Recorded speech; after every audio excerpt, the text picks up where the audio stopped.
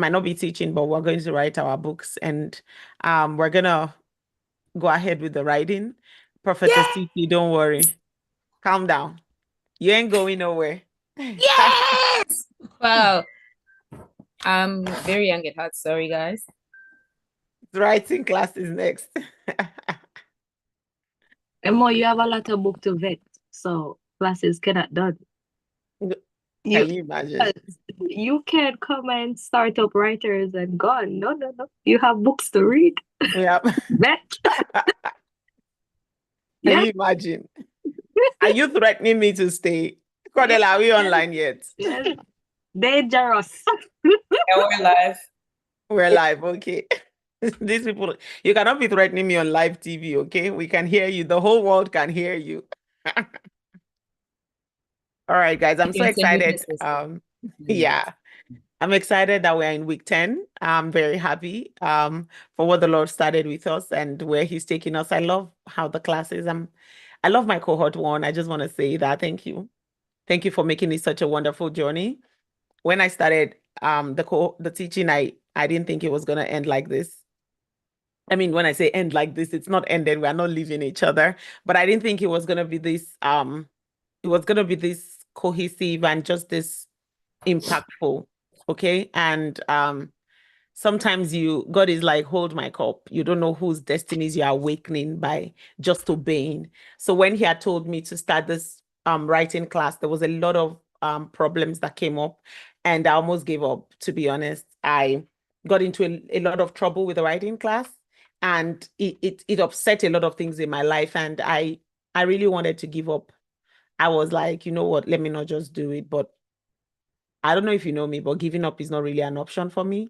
I might think it in 1 minute of weakness, then in the next 5 minutes, I'm like, obviously not. Like, even in the 1 minute of weakness, if somebody calls me and says, "Oh, so I want to give towards the ministry, or I want to join, I want to," you're gonna hear me say, "Yeah, okay, let's go." Like, I'm not gonna be able to say, "Let's not do it. Let's not." No, no, no, I've finished. I don't know how to tell people this no longer exists. I don't think I've told many people that. I think in my life, maybe I've told like 2 people this is over. Except I absolutely have to. I don't know how to give up, okay? So of course I thought about giving up for some minutes, and then I was like, nah, we're doing it. And so we're here doing it. I'm always forgetting TikTok people. Let me go. Let me start. Because there are some people on TikTok waiting on us to receive this message. Even if it's one person from 12 weeks, that person is worth it, right? Who agrees with me? I do. We've been given the pattern by Yeshua HaMashiach that you even go after the one Woo, woo. and leave The the one. 99. Hey, yes. The 99. Hey. Fiona, what is going on with it? Today is a very exciting day. Make a lot of decisions today, Fiona. Okay? I will. Now that you're in the mood, make these decisions. I don't let you run out today at all. Make them so you do it. He was sent to the man from Ethiopia. Exactly. The one person. Worth it. So worth it. This morning I was actually studying about that Philip, an Ethiopian man. And it was crazy. The audacity with which Philip was just doing these things, like he found himself near the Ethiopian man running alongside the chariot. And then the Ethiopian too. I'm just looking like these early Christians, the audacity they had to receive things that were happening to them is just amazing. And he was just running alongside, and the guy's like, "Oh, how can I know if you don't teach me?" Like, the first thing is, "Oh my God, where are you from? How did you get here? Like, why are you running as fast as my horses?" Right? But no, that was not the Ethiopian's biggest issue, because he had seen crazy stuff before. So his biggest issue was like, "Oh, how I can't learn unless somebody teaches me. So get in and teach me." Can you believe it? It was crazy when I was really like, these people are too comfortable with spiritual things, but that's how we're supposed to be, right? That's where God wants us to get, that these things are normal to us. I always say, and my teachers have taught me, that miracles are not really for Christians, because you're supposed to live in a perpetual perfect state, right? Your health should be perfect, your body should be perfect, everything in you should be perfect. So miracles are not really for us. Miracles are for the ones that do not believe. It's a sign and a wonder to them that do not believe. And so when we begin to treat miracles as something special, and I'm not saying that it's not special, don't get me wrong, I'm saying that it's supposed to be normal stuff to us. It's supposed to be day to day. We're supposed to be doing it. Okay. Philip was not special. He wasn't picked as some, special person or anything. No, he was just living his life as a Christian, and he started getting teleported. So you see that these things are supposed to be normal to us, but the enemy has blinded us. And so even when it is happening, we have this thing where we don't really believe it's happening. Oh yeah, they are probably faking it. It's so amazing that when the devil attacks somebody, we are quick to say that's the devil, that's a spiritual attack. But when a miracle happens, we are like, I need proof. We don't need proof of sickness. If a person comes and says, I have cancer, they have cancer, not me. If they come and they say they have cancer and it's stage 4, and they tell you to give them money, you are not, the first thing that comes to your mind, except you've been scammed before, the first thing that comes to your mind is not go bring your, your hospital records. That's not the first thing that comes to your mind. You don't say, go bring your hospital records, let me see. And then you believe them. But the moment it comes to Christianity, or it comes to a miracle, or somebody says they are healed of cancer, you're like, let me see the doctor's report of before, and let me see the doctor's report of after. But you did not ask for doctor's report when they told you they had the cancer. It was easy for you to believe that they had cancer, but it's harder for you to believe that they were healed from cancer. That's where Christians are today. We need to go back to the beginning, where these people were running with chariots and they were so happy about it. They were comfortable with it. It was normal stuff. Somebody dropped dead. I was reading, I was studying Acts this morning. Somebody drops dead from not telling the truth. And it's just normal stuff. They carry his body. After that, they come and they're like, you're good. The church didn't scatter. They continued with their normal business. And then another person comes and drops dead again. They carry that body and they continue with, yeah, they were doing a lot. And that's actually what we should be doing. I pray that the Lord will give us just give us that reverence for things, that belief, that faith that they had. The Lord will give it to us and revive it inside of us, because we can't go anywhere without it. We need that faith. We need it to be able to move the mountains that we say we are going to move. All right. So today, our lesson 10. Oh, Prophetess, you have a question. Please go ahead. Thank you so much, Prophetess, teacher Olu. It's not a question. I just want to confirm what you are saying. Earlier today, I received an instruction from heaven to prepare a business proposal on behalf of an amazing radical servant of the Lord who's doing amazing work across different nations. Guess what? I'm almost done with that business proposal, and it is marked for heaven's attention, specifically Yahweh, Yeshua, and Ruach. Are you hearing me? Yes. It was an instruction. And yeah, I just had to do it. So I'm almost done with it. There are pictures, there, everything. I even know where the business is gonna be, in the US. Hey, that's faith. Is what we do. Is what we do. We have divine wisdom. We have divine direction, divine knowledge. It just comes. These things just come and they'll be like, how did you know that? But these things they are mostly tools to invite unbelievers, not necessarily for us believers to marvel over and say, oh, God is good. God is good. Yes, we get it. But it's supposed to be normal day stuff for us. We're supposed to wake up with dreams. We're supposed to wake up with blueprints. We're supposed to wake up with business ideas that will make billions of dollars. We're supposed to wake up with inventions. But the enemy took that wonder away from us. We started chasing daily bread. What am I going to eat? What am I going to drink? It became our biggest problem. How to show off to your neighbor, bigger things are happening. When you look at the apostles, yesterday I was watching something and the person was saying something like they were not as smart as we are. And I was like, that's why they believed all those things, that they don't believe that Jesus really did all these miracles is because those people were kind of slow, so they didn't have the technology we have now. And the Bible verse that came to me was, there is nothing new under the sun. Yes, we do. It's the audacity to think that you are the first person to have iPad in the world, in the generations. It's so funny. There is nothing new under the sun. There was a level of technology before God restarted the earth. He had to restart so that we can start again from the beginning, because it was crazy technology. We're talking about aliens now. Where did aliens come from? And where did that technology that they have, where did it come from? Because somebody here is pressing iPhone now, iPhone 17, because it can make you somersault instead of stand straight. Now you have technology in the world. And these people, like, they're even so unaware of the levels of technology that exists. You have iPhone, so the people those people in Jesus' time, they didn't have technology. Guy, keep quiet and go and sit somewhere. Like, it was just so irritating and shallow for me. Like, the audacity to think you are smarter than them because you have Microsoft. Microsoft is the least of the problems. Do you know what technology they use in heaven? Because make it make sense. It's more than cloud. Well, where did they even get that name cloud for?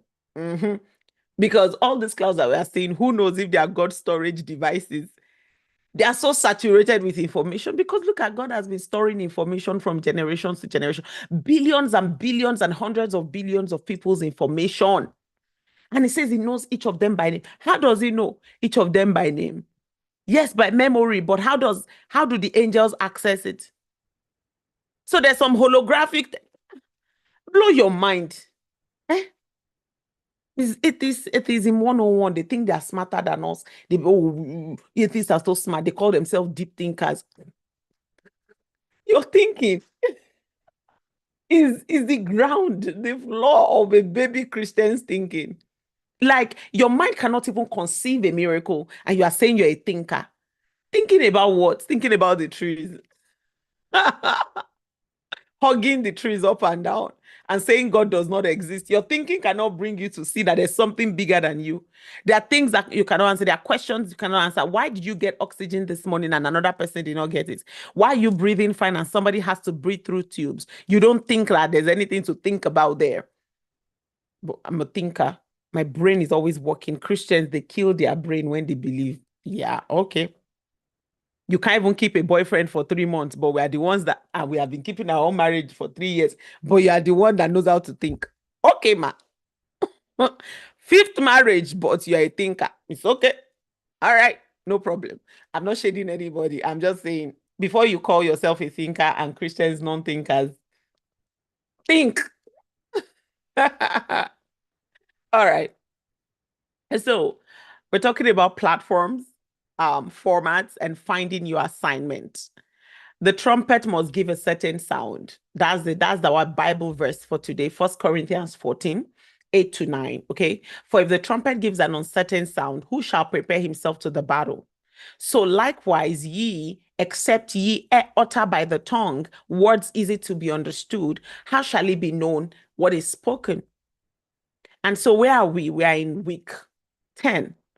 We're in the 3rd phase. The first phase was introduction to writing. Second phase was the writing. And now we're in publishing, week 10, and we have 2 more weeks to go. I want to begin by naming something that I think most ministry writers know, but they don't like to say it out loud. We choose our platforms by looking at where other people are. We look at which platform our ministry peers are building on. We look at which platform has the largest audience for the kind of content we produce. We look at which platform the people we admire have built their following on. And then we go there and we try to do what they are doing. In the register, they are doing it. Not you, I agree. Not anybody that is, after you leave, if you've been doing it before, you will stop it after you leave this class. In the register, they are doing it in for the audience they have been given. And then you begin to wonder why it does not work the way it worked for them. The simple reason is assignment. They were assigned to that platform. Their scribal archetype fits the grammar of that platform. The specific people they were given to serve gather on that platform. The format the platform rewards is the format their voice naturally produces. Everything aligned. Not because they were strategic, but because they were obedient to a specific calling that pointed them to a specific place. Your assignment points you to somewhere too. And it may not be the same place that those people are, or your friends are, or your neighbor is, or people that you like are, or your mentor is. This week is about finding where your assignment points, not where the market points, not where the comparison leads, not where the metrics will be most impressive, but where the specific scribal calling you named in week 4 had always been going. The trumpet gives a certain sound when the trumpeter is playing the note they were meant to play. In the key they were made to play it in, for the battle they were assigned to call. Find your note, find your key, find your battle. The certain sound comes from that. The trumpet principle is gotten from 1 Corinthians 14. The entire 14th chapter of 1 Corinthians is Paul's most sustained treatment of a single communication question. How do you ensure that what you're saying, what you're saying, I'm sorry, I mixed up my notes. What you're saying actually reaches the person that it is for. Paul's governing concern throughout is intelligibility, not eloquence. He was very clear on that. He says he has not come with eloquent words. He has not come with words that are amazing. He has not come with anything special. He's not charismatic, because many of us are very easy to fool with charisma. We lose purpose for charisma. We see somebody with charisma and we go with them. We say, oh yeah, this person has charisma. This person knows exactly what they are doing. I'm in for it. I'm here for it. God has blessed this person. I'm here to, be a part of what God is doing in this person's life. Why? Because the person is charismatic. Look at history and look at the people that have been charismatic. Where did they end up? I'm not bad-mouthing anybody, but I'm going to mention a couple of names. The first person I'm going to mention is Mahatma Gandhi. So, Stan, what did that man who won the Nobel Peace Prize do against you? This man was extremely racist. This man had serious issues with Black people. There was peace for everybody, so long as Black people are slaves. That's our role model.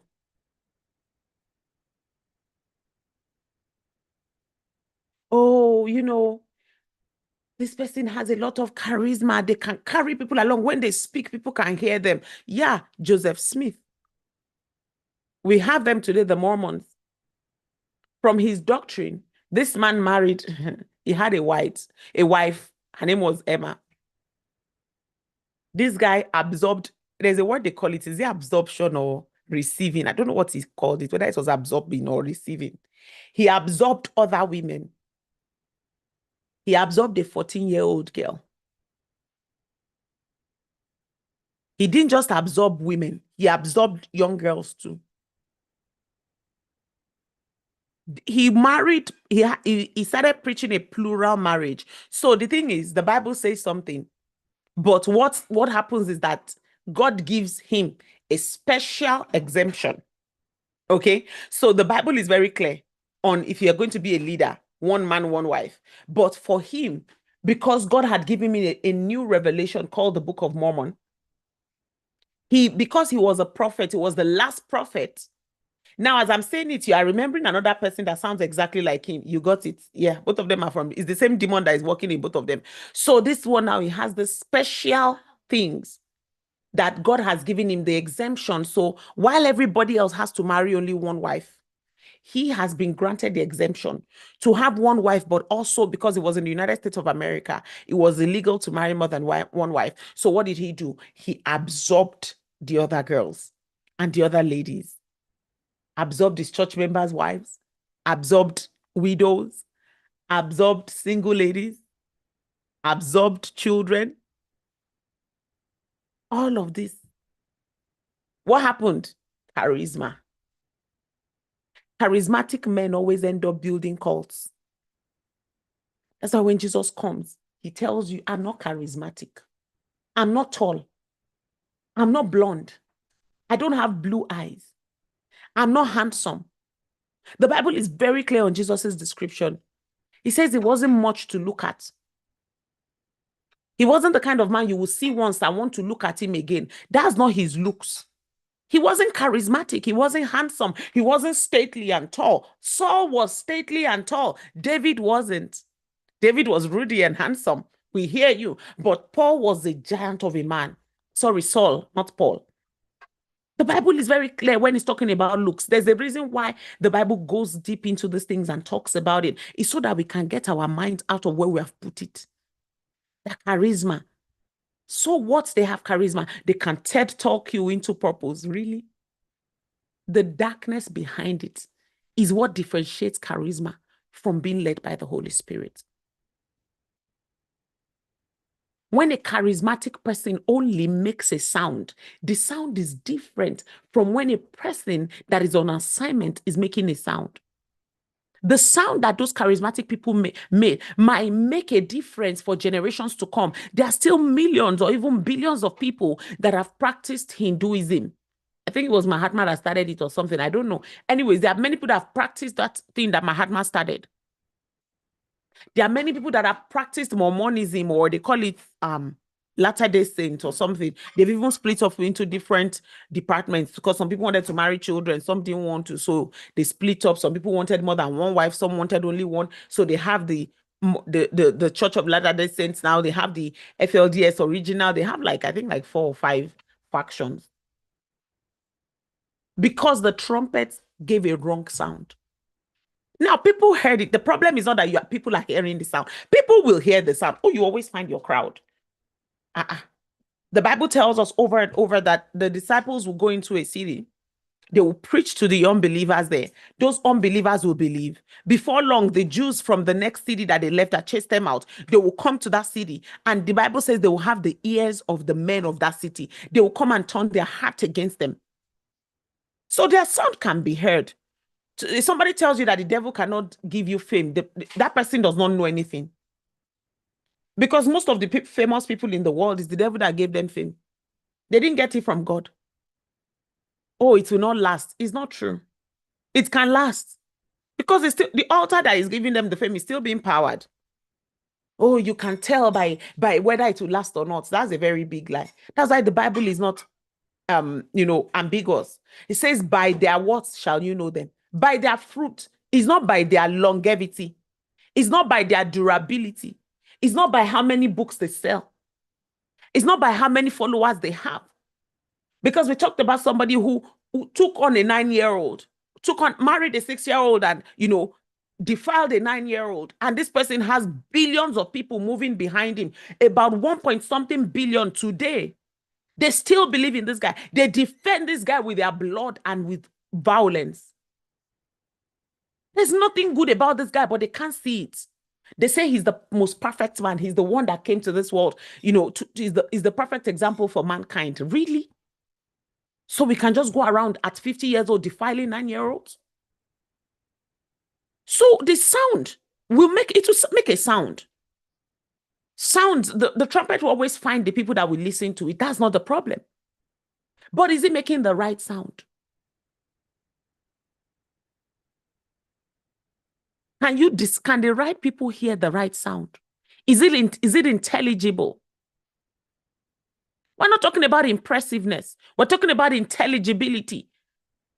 Does what you say actually arrive? And when I say arrive, by God's vehicle, does the person for whom the word was given receive it clearly enough to respond? Remember, I said the word given, not the word received or the word written. Given by Yahweh. The trumpet's purpose is to communicate a signal that moves people to action, to advance, to retreat, to assemble, to amad, to charge. An uncertain trumpet sound, however, no matter how skilled the trumpeter is, fails its purpose entirely. Good morning, woman of God. Good morning, Boss Lady. Well, greetings from East Lansing, Michigan. Good to have you here. Thank you for joining us. Somebody from TikTok was saying hi. Even from a skilled trumpeter, it does not matter. It will still fail in its purpose entirely because it is a wrong sound. The soldiers that the trumpet goes out to cannot act on what they cannot understand. The signal's clarity is not a secondary concern. It is the entire point of the trumpet. Awesome, awesome, awesome.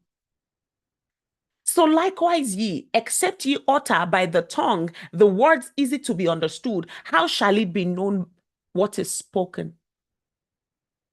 Paul transfers the trumpet principle directly to ministry communication. The standard is not words beautifully spoken or words deeply felt. Because let me tell you, you can feel things.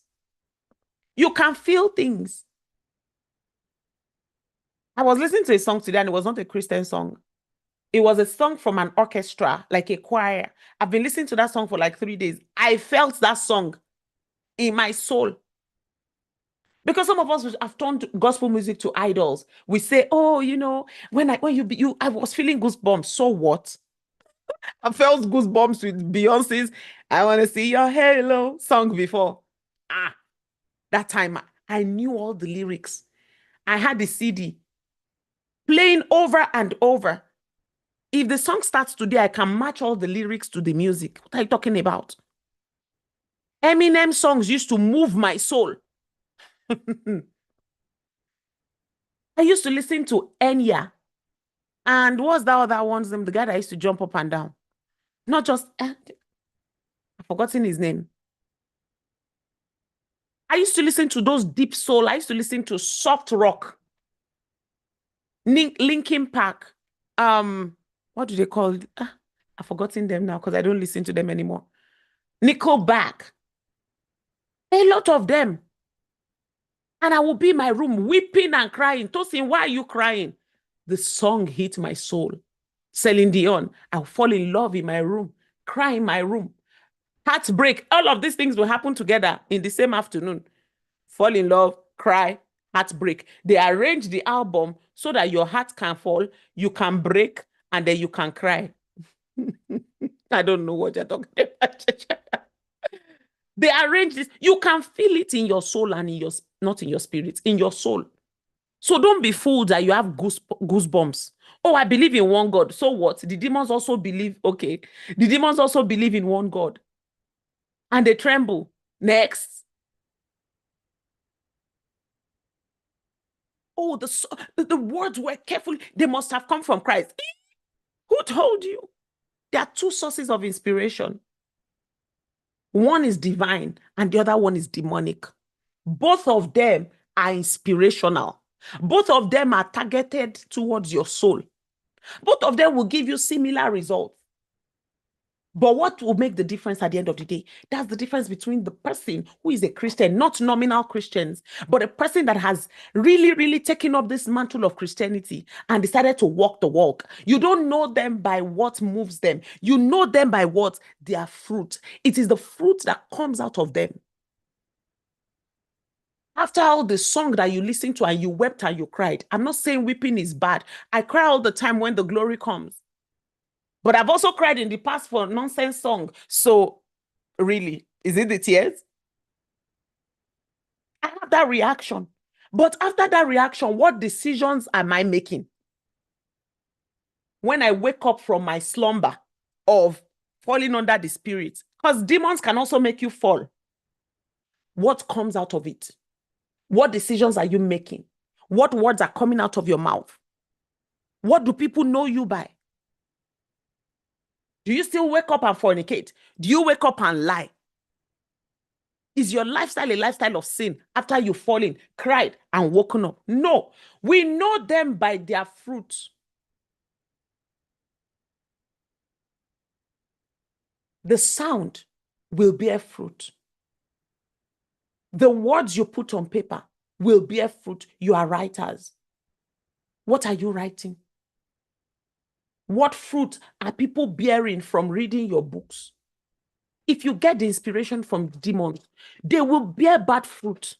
And God will ask you for their blood. The Bible says, don't rush to be teachers because they will be judged harshly. And I've told you, if you are teaching, you are writing. If you are writing, you are teaching. So there are people, this is one of the things that did not let me go into ministry. For a very long time, I was worried. I don't want to drag anybody to hell. At least if I'm going alone, let me know I'm going alone. Silly talk, right? But no, I didn't want to take anybody. What if I tell them the wrong thing? What if they make a bad decision? Imagine God giving you a word for somebody that the person should drop their job. Is it you that will feed them? Will you give them breakfast, lunch, and dinner? But God told you, you told them.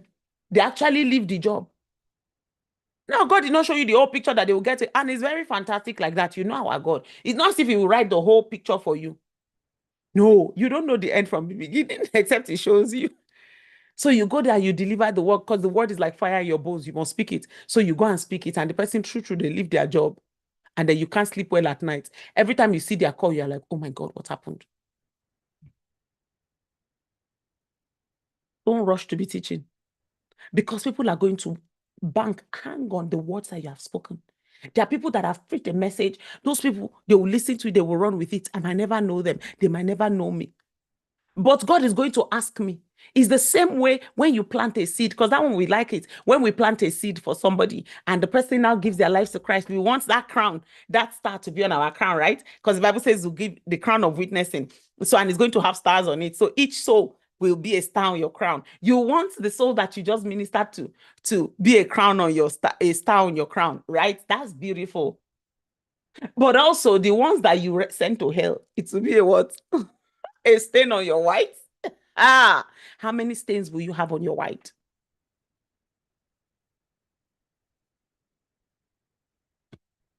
This world is dual. It's two ways. It's not one way. If you want to receive the crown, there's also the white garments that can be stained. So there's always there's an opposite thing of what you're doing. If you teach the right word and the person gets saved, it becomes a crown on your star. If you teach the wrong word and the person gets lost, it becomes a stain on your white. Be very careful. It's not by the craftiness of the words or by the sweet sounding word. Can they understand it? Some of us will go into deep and great lengths to make ourselves unintelligible because we want to sound deep. This is 2026. You sound like you are using ChatGPT. That's all you sound like. You look like you are using ChatGPT because why? Why must you come with big words? So the egregious natality of the fatality that bears the mortality and carries the nationality. We don't understand what you are saying. Nobody understands the teaching. Yes, they are hailing you in the comments. Oh my God, you don't understand. Am I rhyming? Apparently, alliteration, I guess. I'm a writer. I do it without even thinking about it. Nobody understands what you are saying. You are just speaking and speaking Greek, and the Greek is, some of us are even, we are Greek. The whole sermon I are stuck on sentence one. TikTok, if you have experienced that thing, put it in the comment section. Let's read it. If somebody has confused you from the first word and to the end of the sermon, your head is, those cartoon things where you're like mathematics, what they call it, like fractions and equations are swimming around their head. They don't get it. Nobody understands you. People are just saying, because as you are faking your smartness, they are also faking the understanding so that they will not be left behind. They don't want to look foolish. All of you don't understand anything. You are now faking. Everybody is faking and lying. So let's apply this thing. I've made you laugh. Let's move. How do we now apply this to your writing, to your format? Every platform has a grammar, a set of norms, constraints, and expectation. Paid more attention to Google and dictionary than the word. Exactly. Because they've used so many complicated languages, you don't even get it. You read Paul, and sometimes Paul said, like, you don't really understand him because sometimes he speaks very deeply. Peter said, and Peter did not go to school. Peter was an unlearned man. So Peter said, Paul's words are hard and not easy to understand. He said it. But you are reading Paul now, you understand him. But then they were like, Paul is hard and not easy to understand. And people that are bad, that have a bad motive, will twist his words and misuse it. They've twisted it, have they not? They've twisted submission to mean slavery. They've twisted it to mean that women must not teach. They've twisted his words over and over because it's not as straightforward as, it will look. Look how, but Paul was raised as a Pharisee. He was studious. He studied under Gamaliel. Gamaliel was a very, very revered scholar. So Paul was academia. Do you understand? So his language will not look like normal people's language, but we still understand it a bit. But look at Peter. Life is not hard. Peter just goes, speaks the simple word. Peter tells you the story of what happened, even though he was unlearned. Peter was actually very intelligent. Peter would tell you the story of what happened in the Old Testament and tell you, you brood of vipers, you are doing exactly what Gamaliel is really smart. You are doing exactly what they did. Can't you remember the history? So Peter knew history, but he didn't know big words. Paul knew history and knew big words. And that's why today they're still twisting Paul's words. Even though he did a good job, they're still twisting. Now imagine how they would twist your own words when we can't even understand it. Every platform has a grammar, a set of norms, constraints, and expectations that shape what kind of content succeeds in that environment. You can't go and be doing Snapchat reels and be putting it on LinkedIn. Nobody will think you are serious. I post on many platforms. I structure the posts per platform. My Substack posts are different from my LinkedIn posts. My LinkedIn posts are different from my Instagram posts. My Instagram posts are different from Instagram and Facebook go together. But other things, other platforms that I belong to, I will not post the same thing there. It might be the same message, but I will put it differently. Why? Each platform has a sound. So when a scribe publishes on a platform, they are not merely distributing content. They are submitting their content to that platform's grammar. That platform's grammar either amplifies the natural register of the scribal archetype or it distorts it. The contending scribe, whose alarm requires compression and urgency, will find their voice amplified on short-form social media platforms. Twitter is your place. I mean, you want to contend. Where else to contend if not Elon Musk's X? The same contending scribe on a long-form blog may find their voice diffused into something that loses its sharpness by the third paragraph because they are short form. The historical scribe, whose calling is to build a careful, comprehensive record, will find their voice distorted on Twitter. Because that format will be penalizing, the platform penalizes the nuance and the comprehensiveness. Like, how can you teach history on Twitter when it is only 146 characters? Explain to me how. That's how you see them. They'll be sewing thread. They will sew wrapper. They will sew boo-boo. They will sew trouser and jackets on top of one topic. By the time so you see from the beginning, the first line of the thread, boo-boo is an outfit that is like super big, very huge. Cordella, can you get a boo-boo style and put it in the comments, please? I don't know if you man of God, do you know what boo-boo is? If you don't know what boo-boo is, quickly Google it. B-O-U, boo-boo, so you can get what I'm saying. I'm Nigerian, so I have a lot of Nigerian expressions, forgive me. So they will sew boo-boo. And then you see that when you look at the thread, okay, you see the first message is the one that everybody likes. By the time you get to the last message, only people that are very, very, very, very, very determined to love you will like it. So the first one will have 20,000 likes. The last one will have 2 likes. Nobody read that long. Why are you on Twitter? Go to Substack. Now, Substack, they will sit down. Most of the people on Substack are writers. So writers are readers. They will sit down and read your documents. They will read your history, your archaeology. Go to academia. Don't bring it to Twitter. Know your platform. It will swallow. The historical scribe cannot be on Twitter. So the question is not which platform is the largest audience.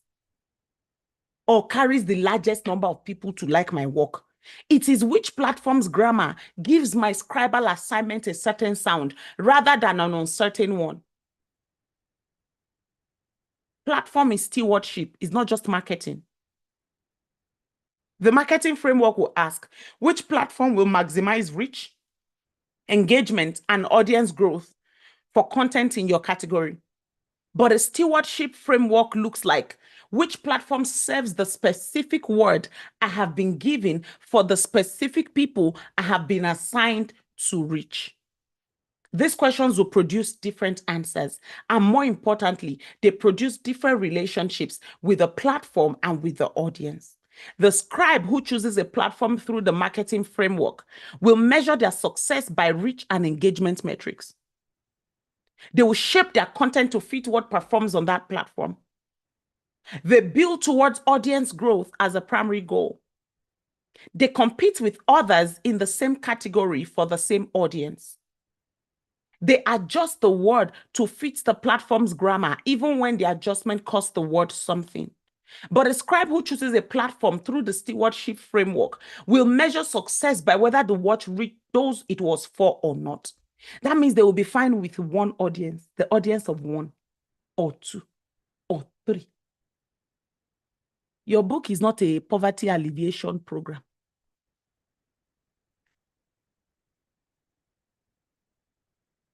That's not what will take you out of generational poverty.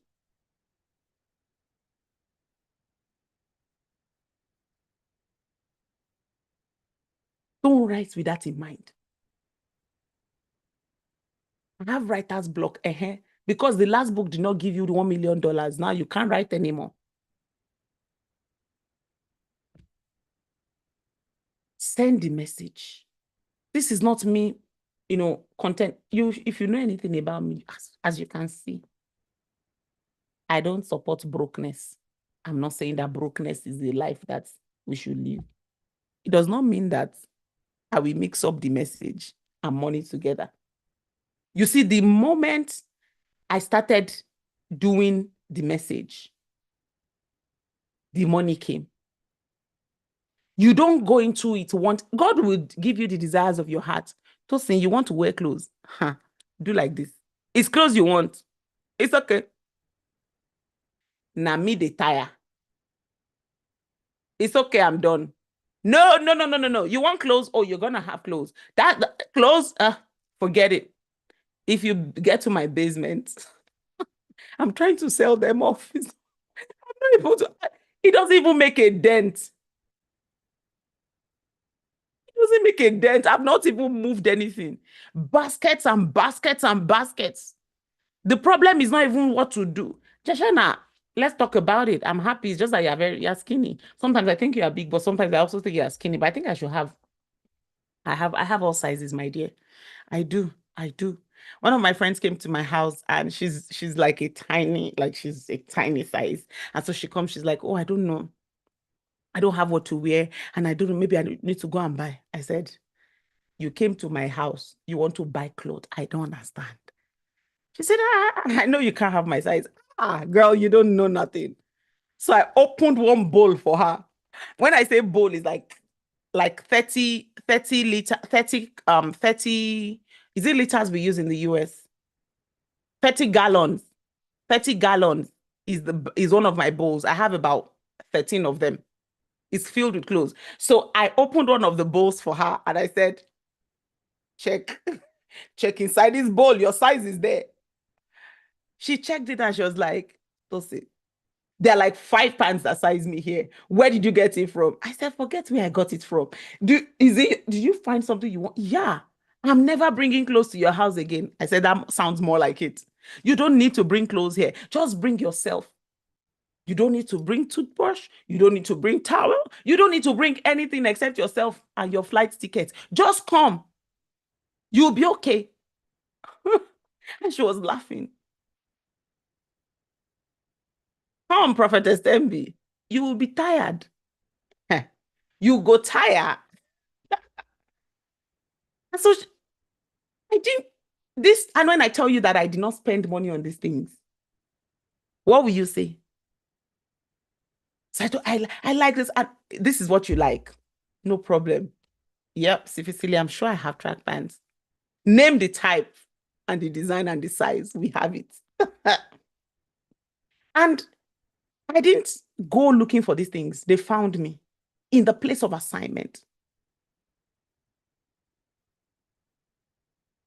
So the word of God is not for you to alleviate yourself out of poverty.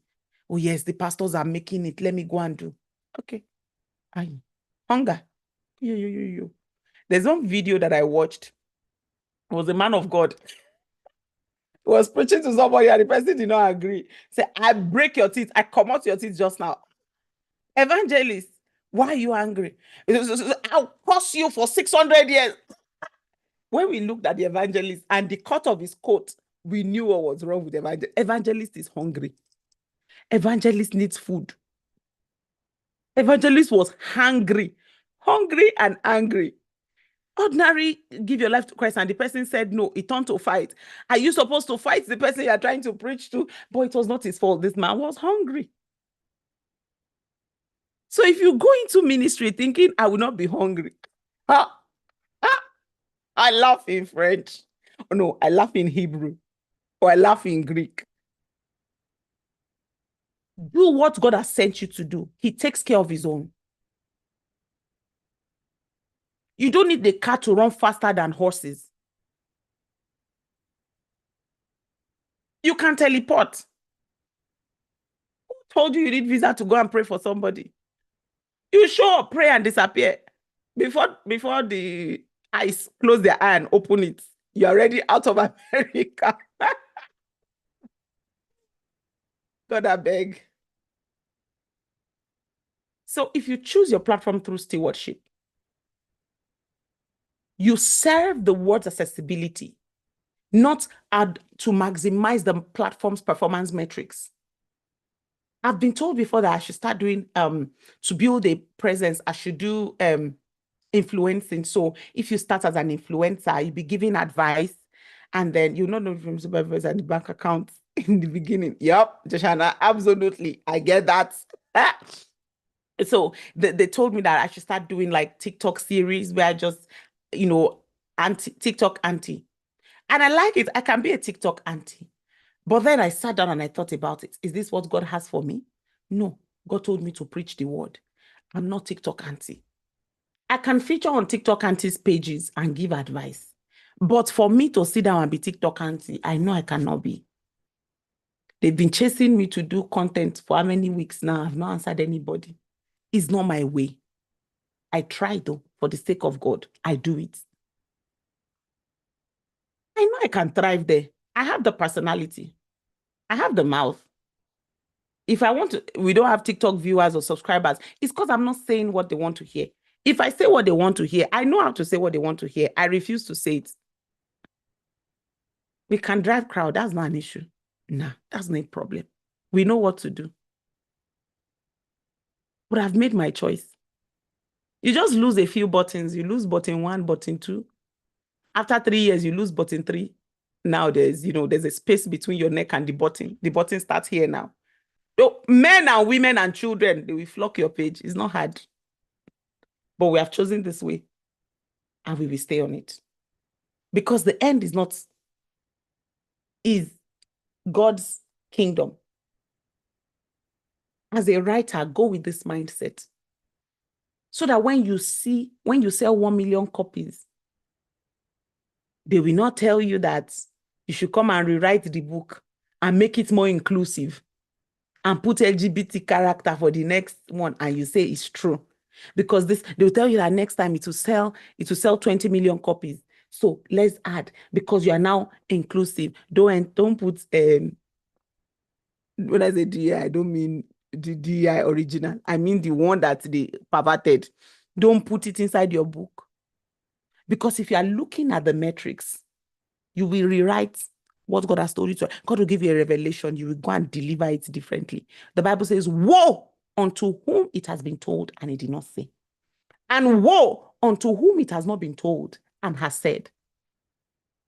If a platform requires you to compromise the essential nature of what you carry in order to succeed on it, to be shorter when the assignment requires depth, to be provocative when the assignment requires nuance, to be entertaining when the assignment requires weight, what will you do?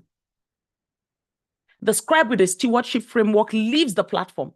The scribe with a marketing framework adjusts the word. You make it more exciting. So something that should convict people is now causing trouble. I mean that if you have a stewardship mindset and they tell you to write something that, oh, you know, this platform, you need to be exciting, but God is telling you to write a sober book. Now you want to adjust your sober book into drama so that you can feed who? God told me to do podcasts. Everything for that podcast is ready. It's only your girl, her mouth that has not entered the recording yet. That podcast is entertainment. He told me it is entertainment. It's not a preaching platform. It's entertainment. It's gist. We are going to gist. I know how to gist. But necessity had been laid upon me not to gist for so long. Now getting into gist mode is worrying me. I'm like, wait, how am I going to? I won't preach. Don't know how I will not preach. Oh. That's what has been delaying me. Oh. That's it. I've been making all sorts of excuses, but the tea is coming, okay? The tea is coming. The tea is coming. The tea is here. The last thing that God gave me was I had a different microphone in mind.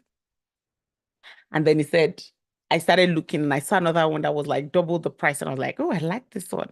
And then I sent it to the person that was supposed to buy for me. And they said, is it not the other one you said you wanted to buy before? I give you tea in the preaching too. Yes. And it's not the one I said, yeah, but this one, I like it. And they bought it for me. Everything I've said I wanted for this podcast has been given to me. God is like, I'm waiting for you to come and spill the tea. We're going to spill it. This month will not pass us by. Today is 19. Don't worry. The first episode of the tea is coming out. Do like this. Calm down. You must have a stewardship mindset.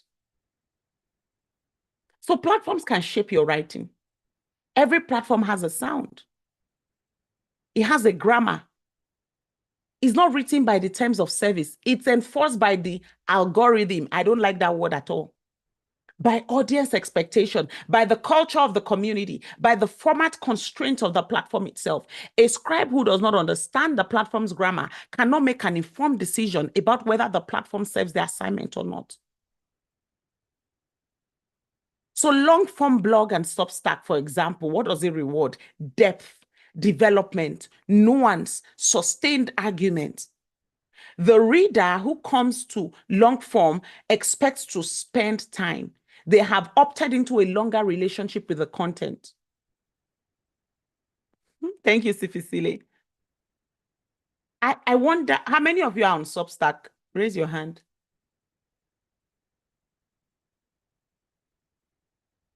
You're on Substack. Hey. Writing class. It's a writing platform. It's for writers. It's like a blog. You have to put your material on there. I have my material on there. I release material every week. You guys are not on my emailing list. That's why you don't know what Substack is. I'll put you on my email list. Yes. It's for writers. And you can write as much as you want. You write articles. It's not Twitter. You like Twitter, you like all this short form. But you're a writer. What are you doing on short form? That's exactly the spelling for it, Fiona. Exactly. What does it cost you to be on Substack, though? A slow audience building. I have like 3 followers or 4. Slow audience building. But I'm very good with slow audience. I'm not a desperate for followers person. So long as I can go live, I'm good. The only time I will force you to get me something is if I need to go live. Otherwise, we are good. Sure, it's common, ladies. Go and register before the next class. Everybody be on Substack and put one article, at least one article.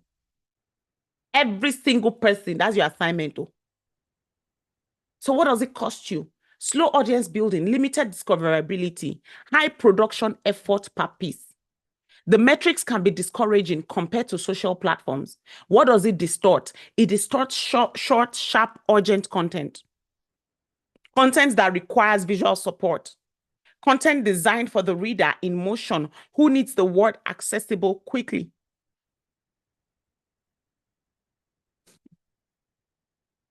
Holy Spirit. There's a platform that I got banned from. And as I was talking now, Holy Spirit just told me that I need to get back on there. When I say got banned, I got banned by Holy Spirit, okay? It wasn't human beings that banned me.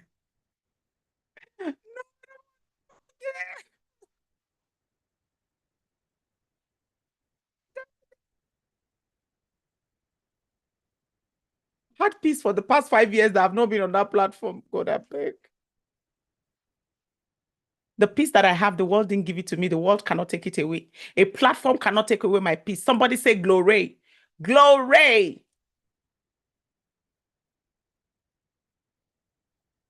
Who knows that platform?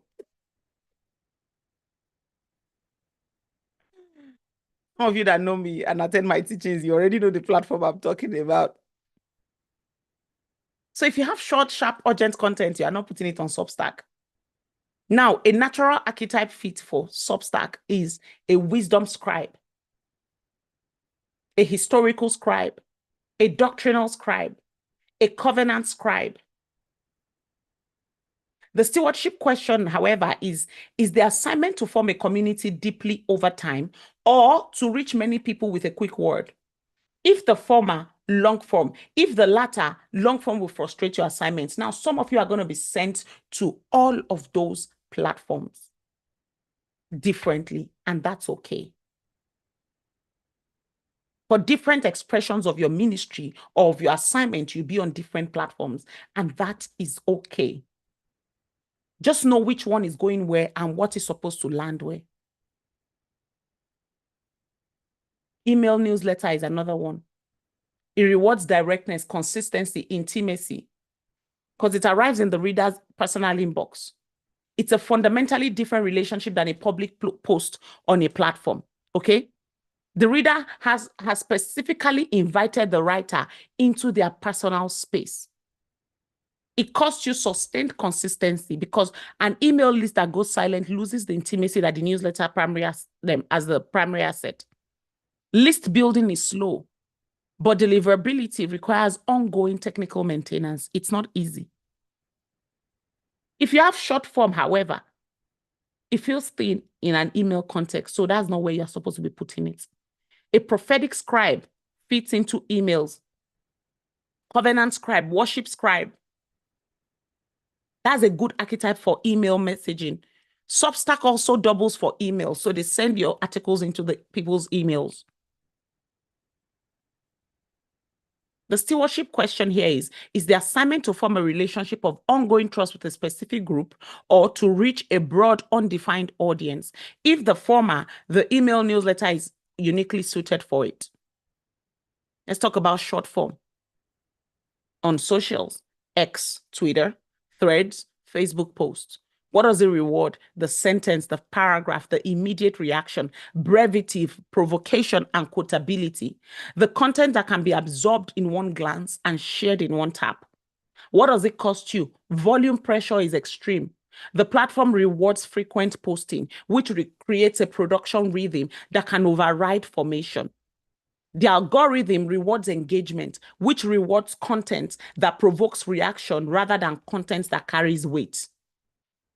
So what does it distort? It distorts nuance. You cannot preach a whole sermon on Twitter.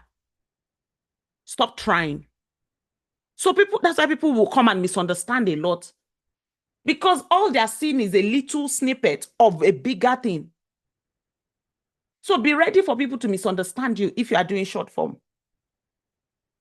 If you're a long form writer, stop putting thread. Nobody will read it. Don't so long wrapper on Twitter. They will not read it. A contending scribe, Twitter. A wisdom scribe, nuggets. A prophetic scribe, urgent words. You can put it there. Now, you see that some of you can be on Substack and also be on Twitter at the same time, dropping two different things. Instagram and visual first platforms, what does it reward? The image, the aesthetic, the caption. Content where the visual carries as much or even more weight than the text. Community formed around visual identity. What does it cost you? Significant visual production requirement. Algorithmic dependence. The image must be strong enough to stop people scrolling, which creates its own pressure towards aesthetic performance. You begin to go deeper and deeper into trying to catch people's attention. You better post and walk away and stop scrolling every time to look for the likes, and if not, they will derail your destiny. Next thing, you start living fake life. You want to do content, your children must look perfect in the content. You start entering into debt so that your living room can look perfect, so your studio can look perfect. God did not send you this work.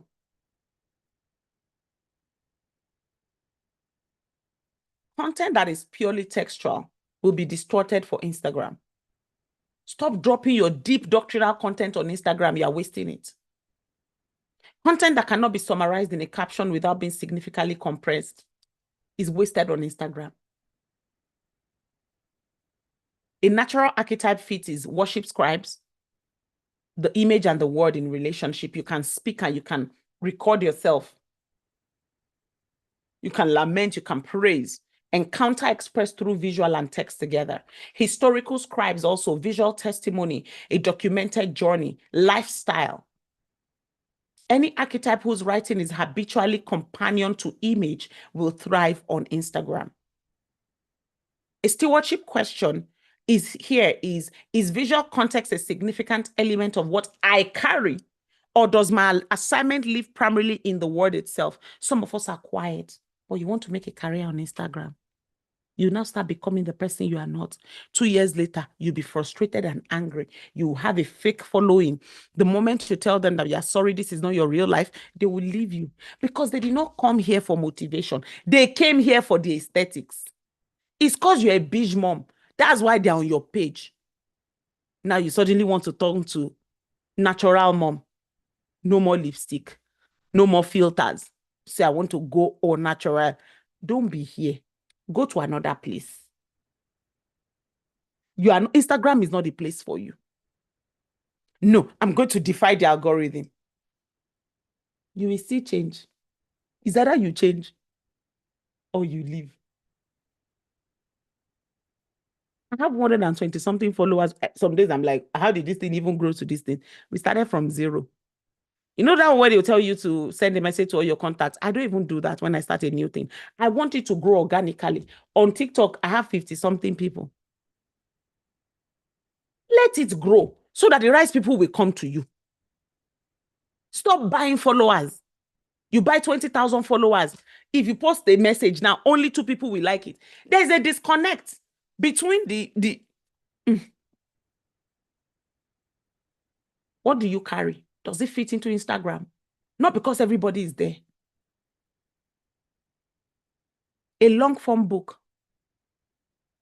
What does it reward? Fully developed argument, comprehensive theological treatment, the sustained narrative. The reader of the book has made a significant investment. They expect a commensurate depth.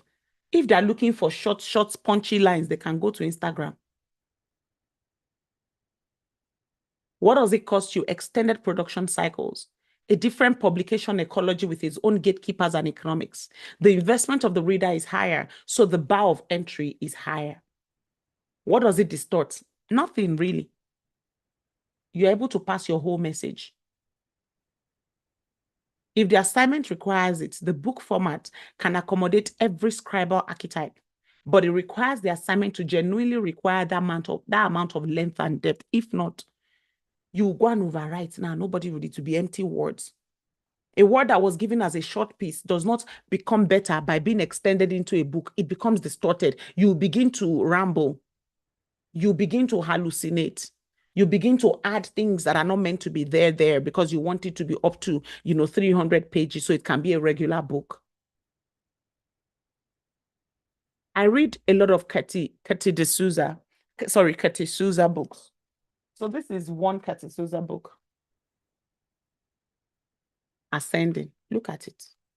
It's 61 pages of tiny and big letters. And it's a tiny book. It's the same Kati Souza that writes.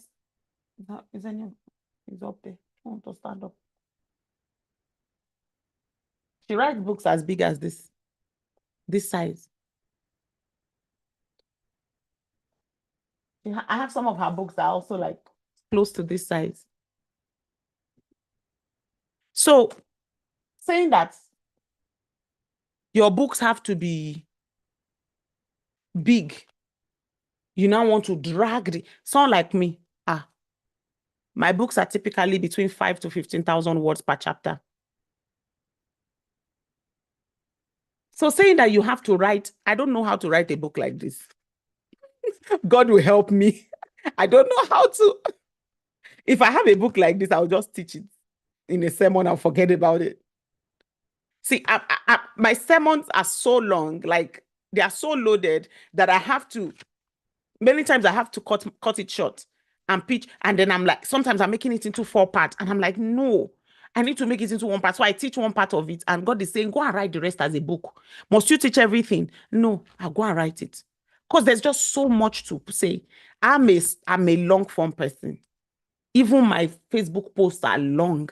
My Twitter posts are long. This is why I'm not on those small short form platforms. I can't, this is why I get people to help me. I can't thrive there because if I start, I will not finish. Even the videos, they get tired because tell me to shoot a video, I would have finished talking for 15 minutes. I've preached for 15 minutes. Sorry, you people should edit it. They will not be editing into parts because everything sounds very, the message is very good. So, son, how do we do this thing? We now do 5 parts of one series. Short form is not my thing. It's not my thing at all. I know what I carry. You must know what you carry. Kati Souza has a small book. She also has big books.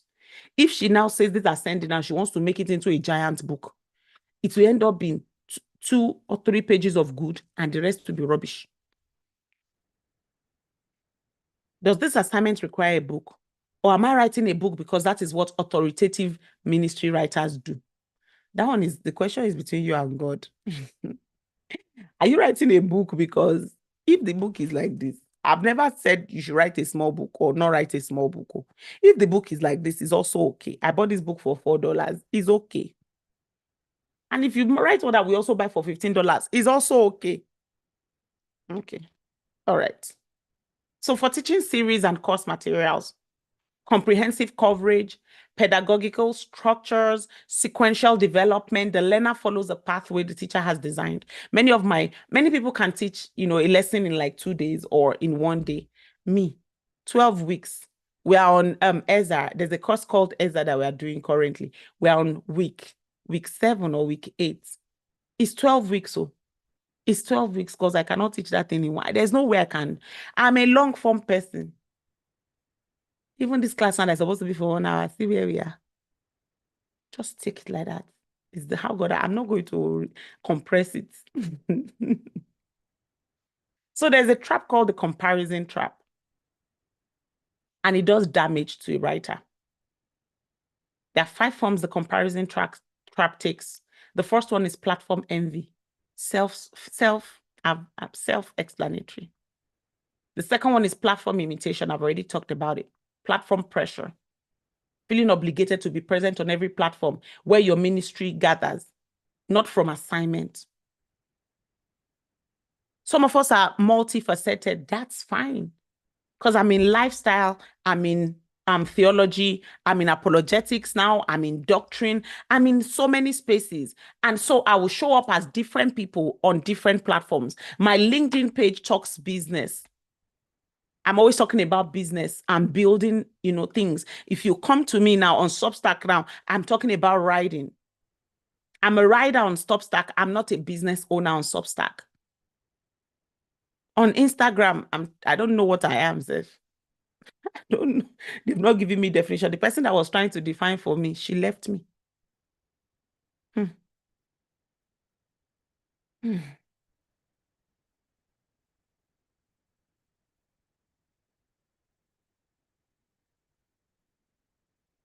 Say sorry to me.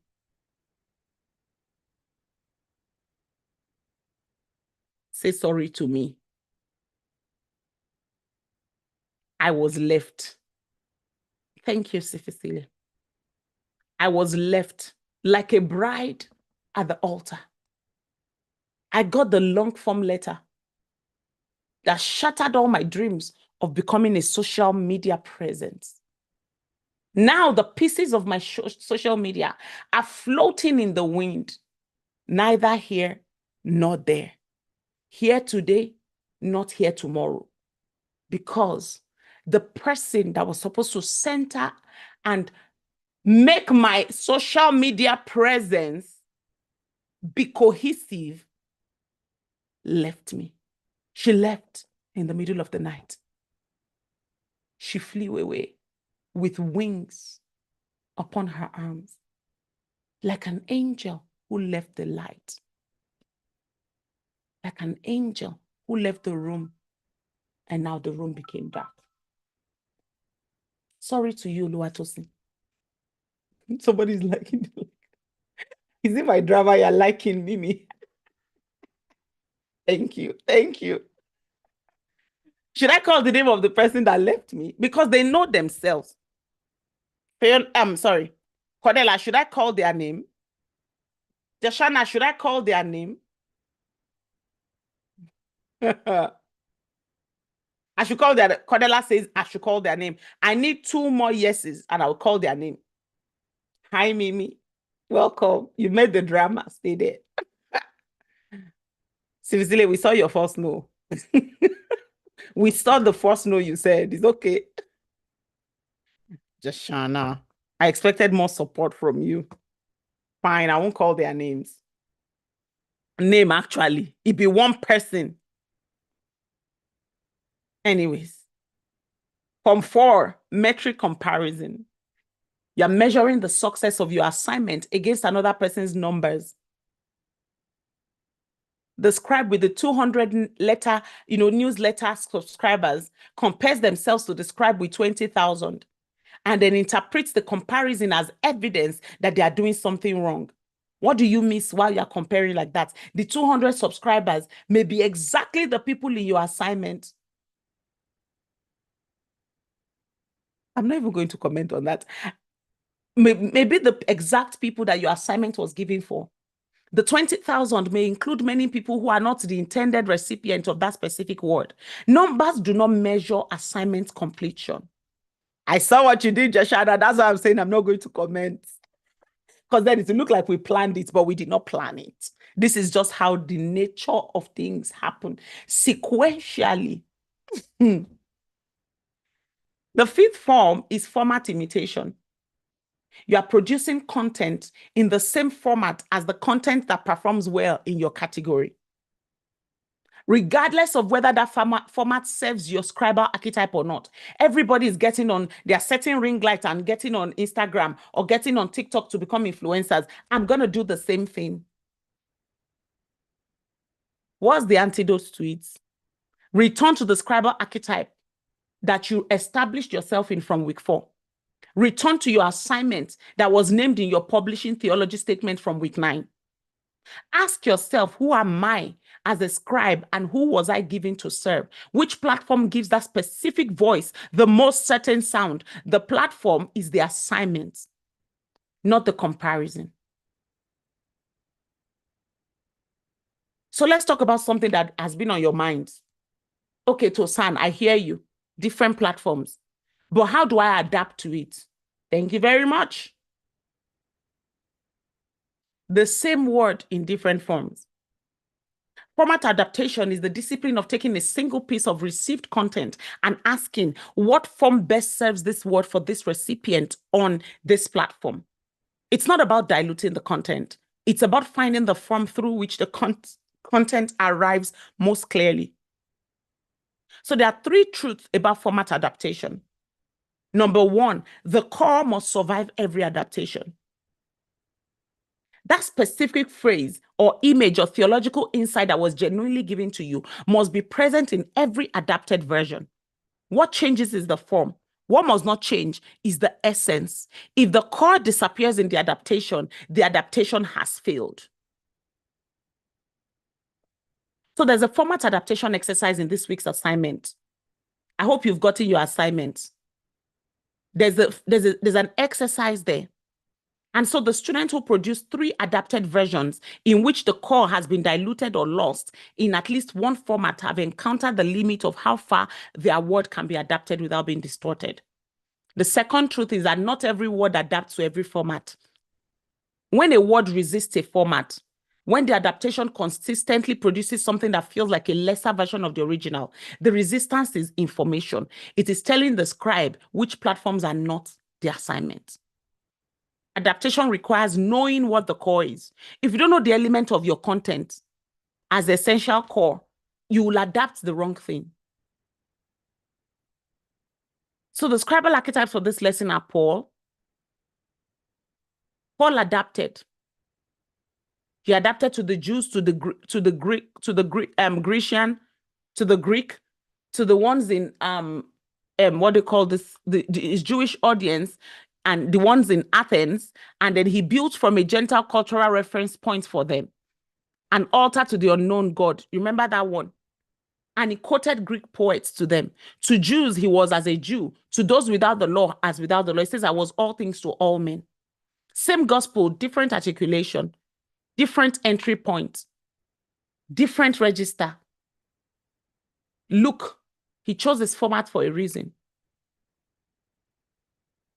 So for you in this week, before committing to any format, ask, what does the specific recipient need to receive?